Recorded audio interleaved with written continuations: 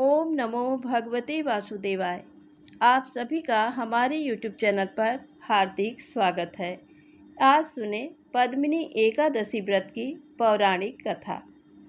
ये त्रेता युग की बात है कि राजा कीर्तिवीर की कई रानियां थीं, परंतु उन्हें पुत्र रत्न की प्राप्ति नहीं हो रही थी। संतानहीन होने के कारण राजा और रानियां बहुत दुखी रहते थे। फिर एक दिन संतान की कामना से राजा अपनी रानियों के साथ जंगल में तपस्या करने निकल गए। कहते हैं कि तपस्या करने से राजा की हड्डियां ही शेष रह गईं, परंतु तपस्या का कोई परिणाम नहीं निकला। तब रानी ने अनसुईया माँ से इसका उपाय पूछा। माता अनसुईया ने रानियों से अधिक मास में शुक्ल पक्ष की एकादशी का व्रत करने के लिए कहा। रानी ने पद्मिनी एकादशी का व्रत रखा। व्रत की समाप्ति पर भगवान प्रकट हुए और वरदान मांगने के लिए कहा। रानी ने भगवान से कहा कि हे प्रभु, यदि आप मुझ पर प्रसन्न हैं तो मेरे बदले मेरे पति को वरदान दीजिए। तब भगवान ने राजा से वरदान मांगने के लिए कहा। राजा ने प्रणाम करने के बाद कहा कि आप मुझे ऐसा पुत्र प्रदान करें जो सर्वगुण संपन्न हो, आपके अतिरिक्त किसी से पराजित ना हो और जो तीनों लोकों में आदरणीय हो। यह सुनकर भगवान ने कहा तथास्तु। कुछ समय पश्चात रानी ने एक पुत्र को जन्म दिया जो कार्तवीर अर्जुन के नाम से जाना गया। कालांतर में ये बालक अत्यंत पराक्रमी राजा हुआ, जिसने रावण को भी बंदी बना लिया था। इसकी तीनों लोकों में कीर्ति हो चली थी। बाद में इसे श्री हरि विष्णु के ही अवतार परशुराम जी ने इसका वध किया था। प्रेम से बोलें विष्णु भगवान की जय हो। अब आइए सुने महर्षि च्यवन और सुकन्या की कथा। लोक प्रजापति भगवान ब्रह्मा जी ने वरुण के यज्ञ में एक पुत्र उत्पन्न किया, जिनका नाम भृगु था। महर्षि भृगु ने पुलोमा नाम वाली स्त्री के साथ विधिवत विवाह किया। पुलोमा जब गर्भवती थी तभी उन्हें एक प्रलोमा नाम वाला राक्षस शूकर का रूप बनाकर उठा ले गया। पुलोमा रोती जाती थी। तेज दौड़ने के कारण ऋषि पत्नी का गर्भ च्यवित हो गया, जिससे एक महातेजस्वी पुत्र उत्पन्न हुआ। उस पुत्र को देखते ही वह राक्षस उसके तेज से भस्म हो गया। वे ही महर्षि च्यवन हुए। भृगुपुत्र च्यवन बड़े ही तपस्वी, तेजस्वी और ब्रह्म निरत थे। वे सदा तपस्या में ही लगे रहते थे। तपस्या करते करते उनके ऊपर दीमक जम गई थी और दीमक के एक टीले के नीचे वे दब से गए। केवल उनकी 2 आंखें दिखाई देती थी। एक दिन महाराज सर्यात अपनी सेना सहित वहां पहुँचे। उनकी पुत्री भी उनके साथ थी। महाराज सर्यात की पुत्री सुकन्या ने घूमते घूमते एक टीला देखा। उसे जुगनू की तरह चमकती हुई 2 आंखें उस दीमक के टीले के नीचे दिखाई दी। बाल्यकाल की चंचलता के कारण उसने उन दोनों आंखों में कांटा चुभो दिया। उनमें से रक्त की धारा बह निकली। कन्या डर गई और भागकर अपने डेरे में आ गई। उसने ये बात किसी से नहीं कही। इधर राजा की समस्त सेना का मल मूत्र बंद हो गया। राजा, मंत्री, सेवक, सैनिक, घोड़े, हाथी, रानी, राजपुत्री सभी दुखी हो गए। राजा को बड़ी चिंता हुई। उन्होंने सबसे पूछा, यहाँ पर भार्गव मुनि च्यवन का आश्रम है, तुम लोगों ने उनका कोई अनिष्ट तो नहीं किया? किसी ने उनके आश्रम पर जाकर अपवित्रता या अशिष्टता तो नहीं की है? सभी ने कहा, महाराज हम तो उधर गए भी नहीं। तब डरते डरते सुकन्या ने कहा, अज्ञानवश एक अपराध मुझसे हो गया है। दीमक के ढेर में 2 जुगनू से चमक रहे थे, उनमें मैंने कांटा चुभो दिया, जिससे उनमें से रक्त की धारा बह निकली। महाराज सब समझ गए। वे पुरोहित और मंत्री के साथ बड़ी दीनता से महर्षि च्यवन के आश्रम पर पहुँचे। उनकी विधिवत पूजा की और हाथ जोड़कर कहा, भगवान मेरी ये कन्या सरल है, सीधी है, इसे अनजाने में ये अपराध बन गया। अब मुझे जो भी आज्ञा हो मैं उसका सहर्ष पालन करूं। च्यवन मुनि बोले, राजन, ये अपराध अज्ञान में ही हुआ सही, किंतु मैं वृद्ध हूँ, आंखें भी मेरी फूट गईं, अतः तुम इस कन्या को ही मेरी सेवा के लिए छोड़ जाओ। महाराज ने इसे सहर्ष स्वीकार किया। सुकन्या ने भी बड़ी प्रसन्नता से इसको स्वीकार किया।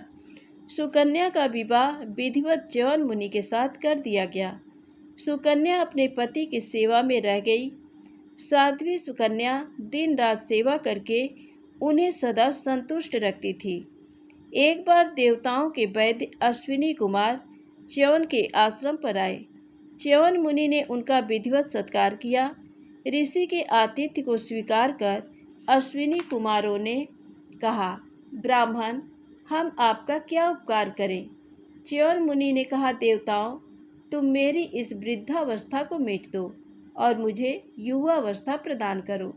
इसके बदले मैं तुम्हें यज्ञ में भाग दिलाऊंगा।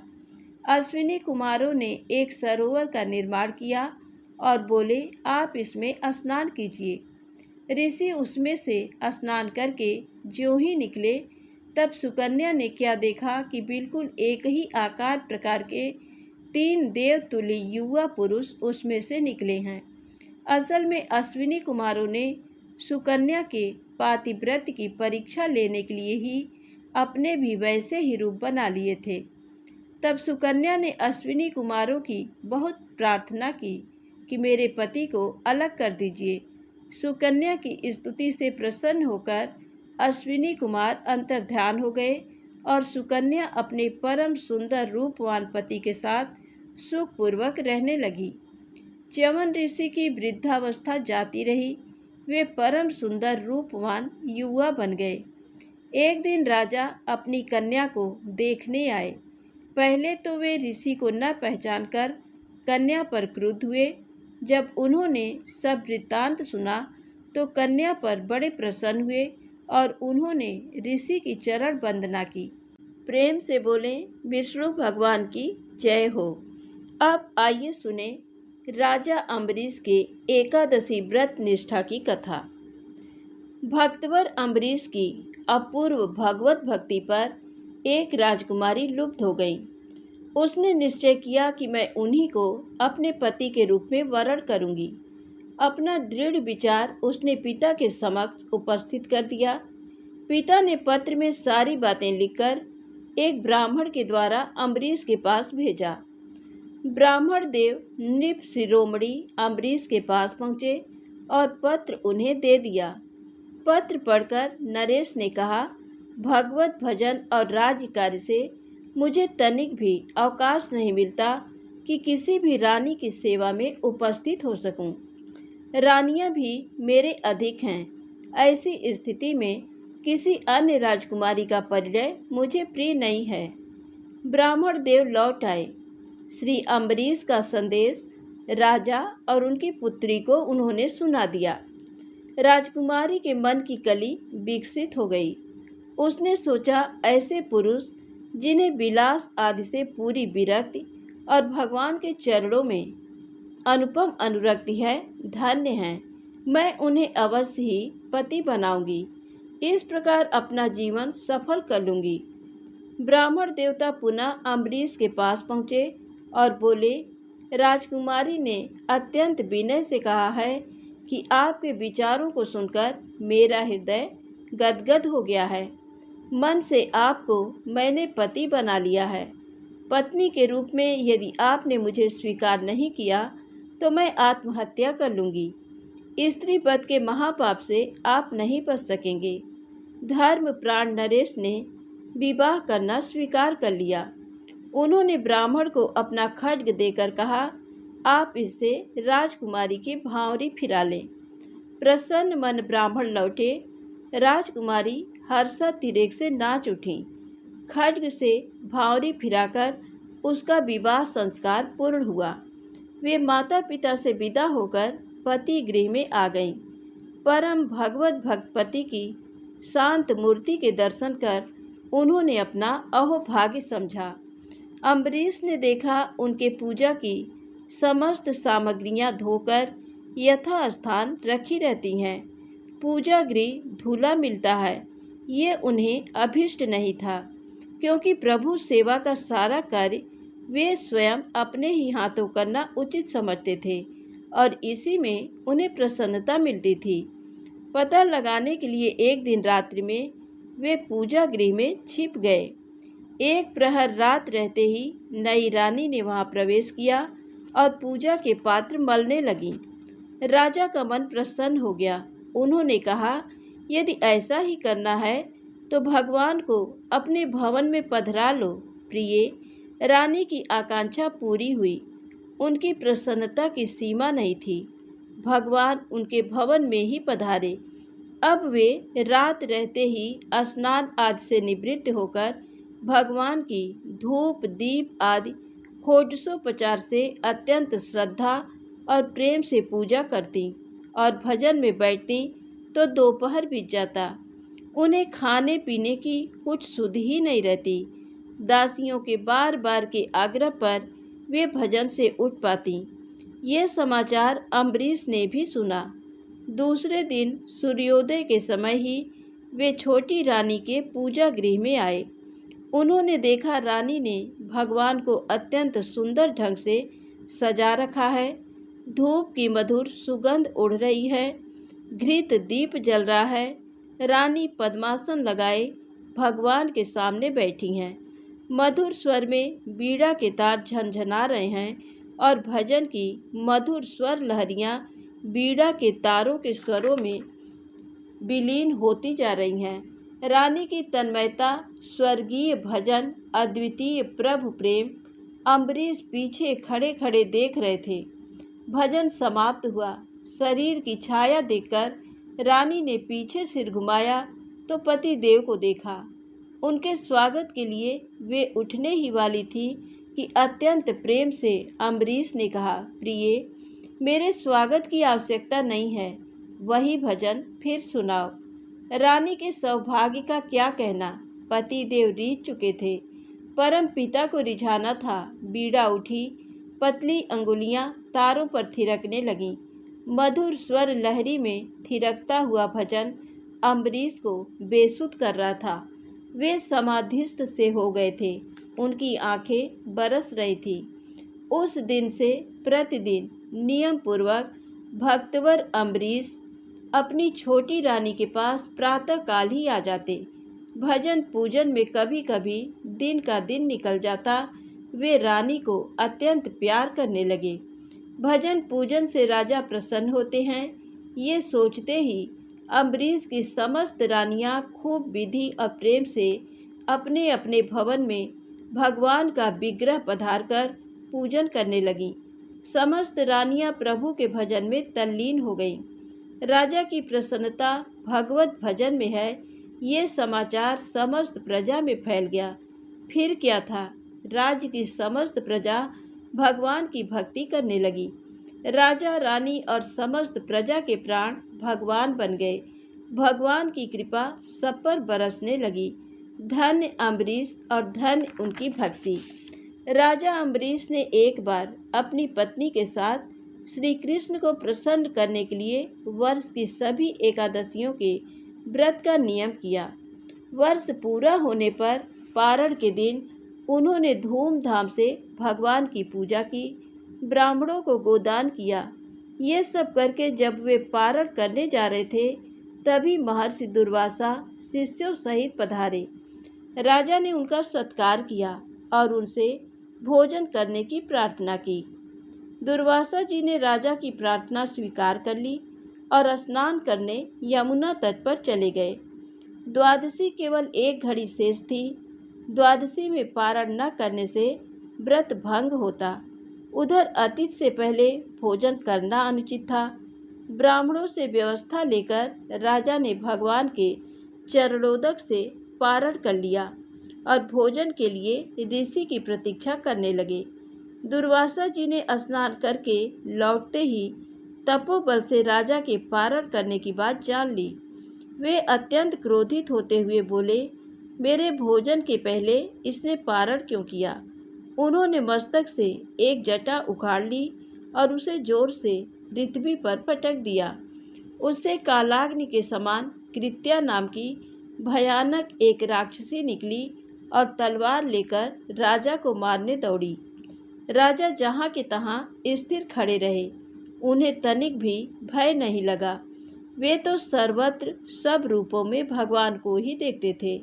उन्हें तो कृत्या भी भगवान ही दिखती थी, परंतु भगवान का सुदर्शन चक्र, जो भगवान की आज्ञा से पहले से ही राजा की रक्षा में नियुक्त था, उसने पलक मारते कृत्या को भस्म कर दिया और दुर्वासा की ओर दौड़ा। अपनी कृत्या को इस प्रकार नष्ट होते और ज्वालामय कराल चक्र को अपनी ओर आते देख दुर्वासा जी प्राण लेकर भागे। इंद्र आदि लोकपाल तो उन्हें क्या शरण देते। स्वयं ब्रह्मा जी और शंकर जी ने भी आश्रय नहीं दिया। दया करके शिव जी ने उनको भगवान के ही पास जाने को कहा। अंत में वे बैकुंठ गए और भगवान विष्णु के चरणों पर गिर पड़े। दुर्वासा ने कहा, हे शरणागत वत्सल, हे ब्राह्मण्य देव, हे आर्त जन रक्षक, मेरी रक्षा करो। प्रभु ने कहा, महर्षि, मैं स्वतंत्र नहीं हूँ, मैं अपने भक्तों के पराधीन हूँ। अतएव ऋषिवर, आप उन महाभाग नाभाग तनय अम्बरीश के ही पास जाएं, वहीं आपको शांति मिलेगी। इधर राजा अम्बरीश बहुत ही चिंतित थे। उन्हें लगता था कि मेरे ही कारण दुर्वासा जी को मृत्यु भय से ग्रस्त होकर भूखे ही भागना पड़ा। ये सोचकर वे केवल जल पीकर ऋषि के लौटने की पूरे 1 वर्ष तक प्रतीक्षा करते रहे। वर्ष भर के बाद दुर्वासा जी जैसे भागे थे, वैसे ही भयभीत दौड़ते हुए आए और उन्होंने राजा का पैर पकड़ लिया। ब्राह्मण के द्वारा पैर पकड़े जाने से राजा को बड़ा संकोच हुआ। उन्होंने स्तुति करके सुदर्शन को शांत किया। प्रेम से बोलें, विष्णु भगवान की जय हो। अब आइए सुने गणेश जी की कहानी। एक बुढ़िया थी, वह बहुत ही गरीब और दृष्टिहीन थी। उसके एक बेटा और बहू थे। वह बुढ़िया सदैव गणेश जी की पूजा किया करती थी। एक दिन गणेश जी प्रकट होकर उस बुढ़िया से बोले, बुढ़िया माँ, तू जो चाहे सो मांग ले। बुढ़िया बोली, मुझसे तो मांगना नहीं आता, कैसे और क्या मांगूं? तब गणेश जी बोले, अपने बहू बेटे से पूछकर मांग ले। तब बुढ़िया ने अपने बेटे से कहा, बेटा, गणेश जी कहते हैं तू कुछ मांग ले, बता मैं क्या मांगूं? पुत्र ने कहा, माँ, तू धन मांग ले। बहू से पूछा तो बहू ने कहा, नाती मांग ले।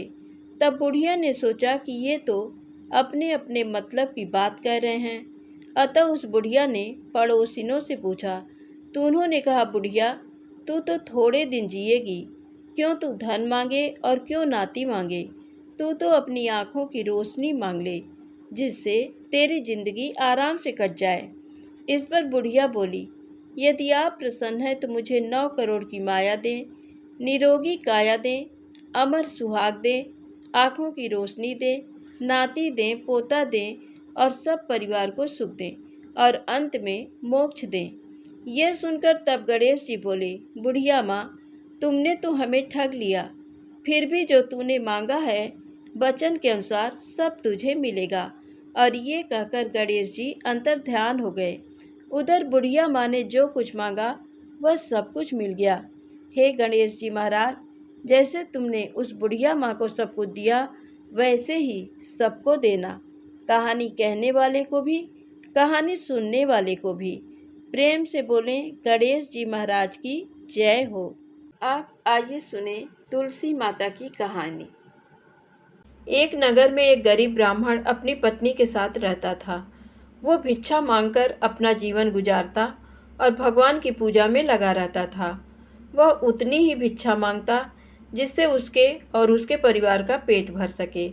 उस नगर का राजा बहुत धनवान और ब्राह्मणों का आदर करने वाला था। राजा किसी भी ब्राह्मण को अपने महल से खाली हाथ नहीं जाने देता था। दूर दूर से ब्राह्मण राजा के पास आते और मुंह मांगा दान लेकर आशीर्वाद देते हुए चले जाते। एक दिन ब्राह्मण की पत्नी ने ब्राह्मण से कहा कि दूर दूर के ब्राह्मण राजा से मनचाहा दान लेकर चले जाते हैं और तुम यहाँ के यहाँ एक दिन भी राजा के पास नहीं गए। जन्म भर कंगाली कहाँ तक झेलूं?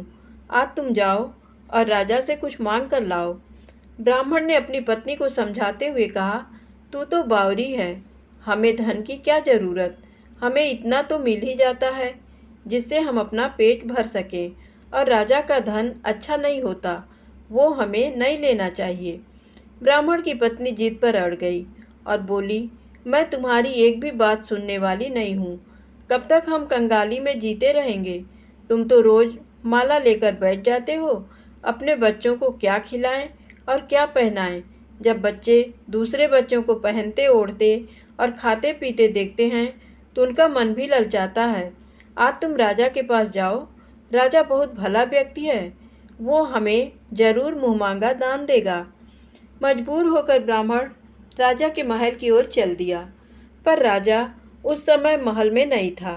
ब्राह्मण को वापस लौटना पड़ा। दूसरे दिन ब्राह्मण की पत्नी ने ब्राह्मण को फिर से महल भेजा, परंतु राजा फिर से महल में नहीं मिला। तीसरे दिन राजा महल में मिल गया और उसने ब्राह्मण का स्वागत किया और उसे आसन पर बैठाया और 2 दिन न मिल पाने के लिए क्षमा भी मांगी। राजा ने कहा, मैं आपकी क्या सेवा कर सकता हूँ? ब्राह्मण ने कहा, जो मैं मांगूँ वो आप दे सकेंगे? राजा ने कहा, हाँ हाँ, कहिए, मैं आपकी क्या सेवा कर सकता हूँ? ब्राह्मण ने निवेदन किया, महाराज, मैं कुछ और नहीं चाहता, बस आप मुझे अपनी पसीने की कमाई से 4 पैसे दान में दे दीजिए।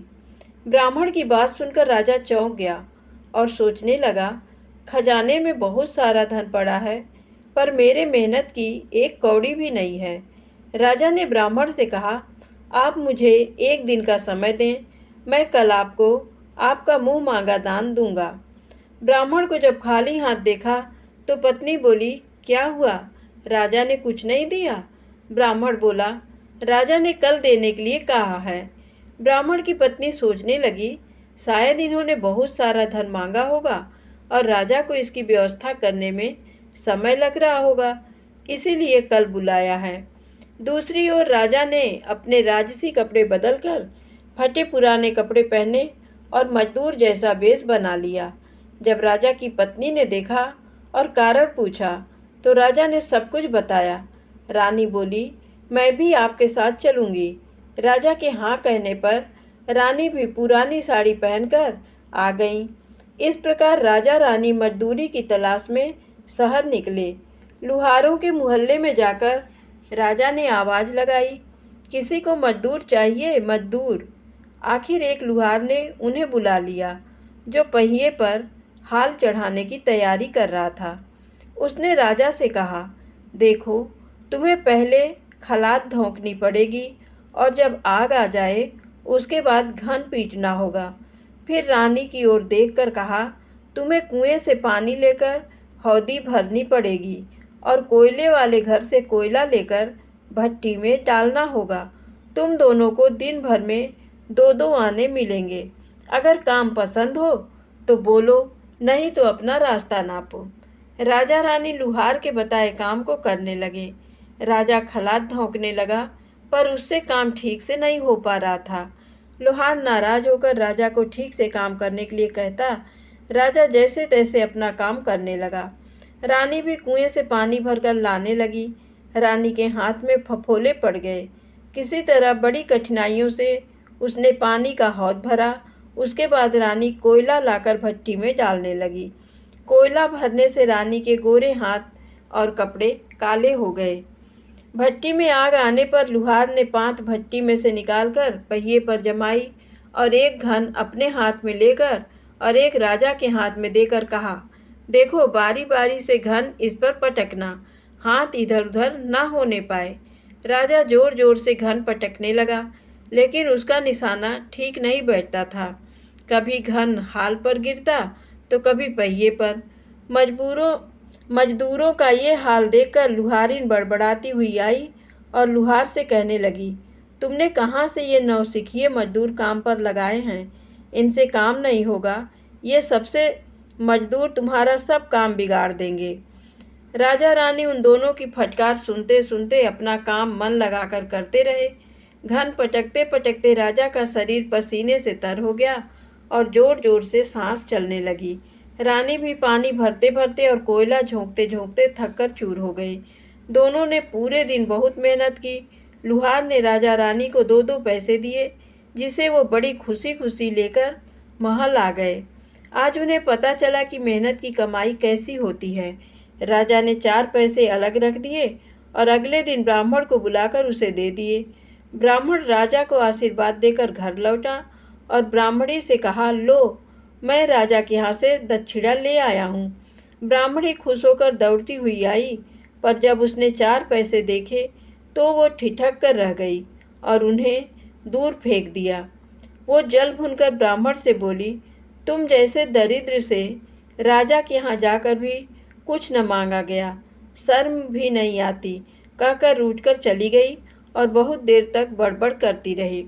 ब्राह्मण ने उन 4 पैसों को उठाकर तुलसी घर के पास रख दिया और सोचा जब ब्राह्मणी शांत हो जाएगी तो ज़रूरत पड़ने पर उठा लेगी। परंतु कई दिनों तक पैसे वहीं रखे रहे और फूल बेलपत्र ऊपर से गिरकर मिट्टी में दब गए। ब्राह्मण और ब्राह्मणी दोनों ही उन सिक्कों के बारे में भूल गए। कुछ दिनों बाद तुलसी घर में 4 पौधे उगे। चारों पौधे बहुत सुंदर थे। ये देख ब्राह्मणी रोज उनमें पानी डाल देती। 4 महीने बाद वो पौधे बड़े हो गए और उनमें फूल लगने लगे। फूल सूखने पर इनसे मोती झड़ने लगे। ब्राह्मण और ब्राह्मणी ने कभी मोती नहीं देखे थे। वो समझे कि कोई बीज है। हर रोज कई फूल झड़ते और बहुत मोती पूरे तुलसी घर में बिखर जाते। ब्राह्मणी उन मोतियों को समेटकर घर के एक कोने में डाल देती। इस तरह वहाँ मोतियों का ढेर लग गया। एक दिन एक सब्जी वाली आई। ब्राह्मणी को सब्जी लेनी थी, पर उसके पास पैसे नहीं थे। उसने सब्जी वाली से कहा, क्या तुम इन चमकदार चीज़ों के बदले सब्जी दे सकती हो? सब्जी वाली ने देखा तो वो पहचान गई कि ये तो मोती है। उसने खुशी खुशी ब्राह्मणी को उन मोतियों के बदले उसकी मनपसंद सब्जी दे दी। अब से हर रोज़ ऐसा होने लगा। ब्राह्मणी और सब्जी वाली दोनों खुश थे। सब्जी वाली ये सोचकर खुश थी कि मुझे 1 पैसे की तरकारी के बदले हजारों का माल मिलता है, और ब्राह्मणी ये सोचकर खुश थी कि इन चीज़ों के बदले सब्जी मिल जाती है। इस प्रकार कई महीने बीत गए। उधर राजमहल में कई राजहंस थे जो मोती चुगते थे। राजा का ये नियम था, जब राजहंस मोती चुग लेते थे इसके बाद ही राजा और उसका परिवार भोजन करता था। एक समय बाद राजा का सारा धन उन मोतियों और दान देने में खर्च हो गया। अब राजा को मोती खरीदने के पैसे तक नहीं बचे। ये खबर पूरे नगर में फैल गई। ब्राह्मण और ब्राह्मणी को जब ये पता चला तो उन्होंने यही विचार किया कि राजा बहुत दानी और नेक दिल है। उसने अपना सब कुछ दान कर दिया, यहाँ तक कि शायद उनके पास खाने को भी कुछ नहीं है। ऐसे हालत में हमें उन लोगों की सहायता करनी चाहिए। ब्राह्मण ने ब्राह्मणी से कहा, अगर तू कहे तो इसमें से कुछ बीज राजा को दे दूँ। तू कहती है इससे सब्जी और खाने की चीज़ें मिल जाती हैं। ब्राह्मणी ने कहा, हाँ, मैं रोज़ इसके बदले सौदा लिया करती हूँ। ऐसा कहकर ब्राह्मणी एक टोकरी बीज भर लाई। ब्राह्मण राजा के पास पहुँचा और उसे वो मोती दिए और राजा को सारी बात बताई। राजा उन मोतियों को देखकर चौंक गया। उसने मोती राजहंस को दिए। राजहंस उन्हें चुगने लगे। ये देख राजा ने ब्राह्मण से कहा, एक एक मोती सैकड़ों रुपयों का है। सच बताएं, आपके पास इतने मोती कहाँ से आए? ब्राह्मण बोला, महाराज, ऐसे बीज तो हमारे घर पर बहुत हैं, और राजा को पूरी बात बताई। राजा अपने मंत्रियों के साथ ब्राह्मण के घर पहुँचे और उन चारों पेड़ों को देखा। पूछताछ में उन सिक्कों वाली बात सामने आ गई। जब पेड़ों को देखा तो उनकी जड़ के पास वही सिक्के चिपके हुए थे। आज ब्राह्मण ब्राह्मणी को मालूम हुआ कि उनके पास लाखों करोड़ों की दौलत है, जिसे वो साधारण बीज समझते थे। ब्राह्मण ने सोचा कि मेरे लिए ये धन किस काम का। ऐसा सोच ब्राह्मण ने सारे मोती राजा को दान में दे दिए। राजा की आंखें भी खुल गईं। मेहनत के धन की कीमत उन्हें मालूम पड़ गई। उस दिन राजा ने प्रण कर लिया कि मैं खजाने के पैसों से एक भी पैसा अपने खर्च में नहीं लगाऊंगा। अपना खर्च मेहनत करके चलाऊंगा। खजाने और ब्राह्मण के दान से राजा ने जनता के हित में कई धर्म कर्म काम शुरू कर दिए। प्रेम से बोले विष्णु भगवान की जय हो, तुलसी माता की जय हो। दोस्तों, वीडियो पसंद आए तो प्लीज़ लाइक अवश्य करें, चैनल को सब्सक्राइब करें, शेयर करें। जय माता दी, जय भोलेनाथ।